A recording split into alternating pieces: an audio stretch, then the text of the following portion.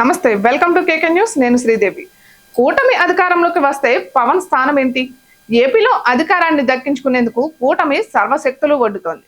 మూడు పార్టీలు సమన్వయంతో ముందుకు సాగుతున్నాయి. అయితే కూటమి ప్రభుత్వం అధికారంలోకి వస్తే పవన్ పాత్ర ఏమిటి అన్నది బలంగా చర్చ జరుగుతోంది. మొన్నటి వరకు అయితే పవర్ షేరింగ్ పై పెద్ద ఎత్తున రచ్చ నడిచింది.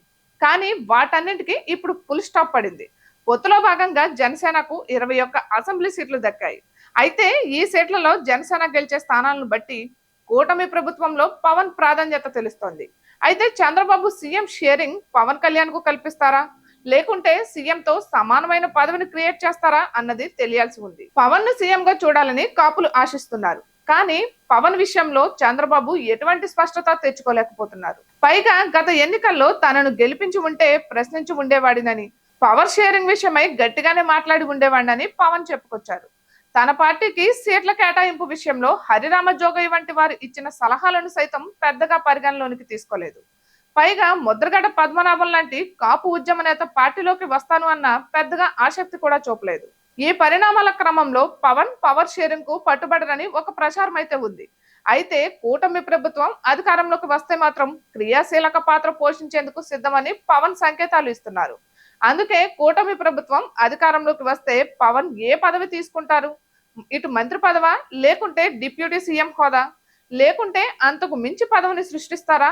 రాష్ట్ర కేంద్ర ప్రభుత్వాల మధ్య సమన్వయకర్తగా నియమిస్తారా? ఇలా రకరకాల ప్రశ్నలు ఉత్పన్నమవుతున్నాయి.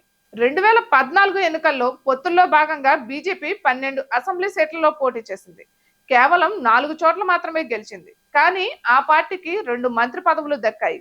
అదే సమయంలో టీడీపీ ఎంపీల్లో కేంద్ర మంత్రులుగా 2 అవకాశం ఇచ్చారు. అయితే ఇప్పుడు కూటమి అధికారంలోకి వస్తే జనసేనతో పాటు బీజేపీకి కూడా మంత్రి పదవులు ఇవ్వాలి. జనసేనలో ఫస్ట్ చాయిస్ పవన్ కళ్యాణ్ కాగా రెండో ఆప్షన్ గా నాదెండ్ల మనోహర్ ఉన్నారు. బీజేపీకి సంబంధించి సృజన చౌదరి ఉన్నారు. విష్ణుకుమార్ రాజుతో పాటు సత్యకుమార్ పేరును పరిగణలోనికి తీసుకోవాలి. కానీ పవన్ విషయంలో చంద్రబాబు అత్యంత ప్రాధాన్యం ఇవ్వాల్సి ఉంటుంది. తాను సీఎం పదవి చేపట్టిన అంతకు సమానమైన పదవి పవన్ కు ఇస్తేనే జన సైనికులు సంతోషపడేది.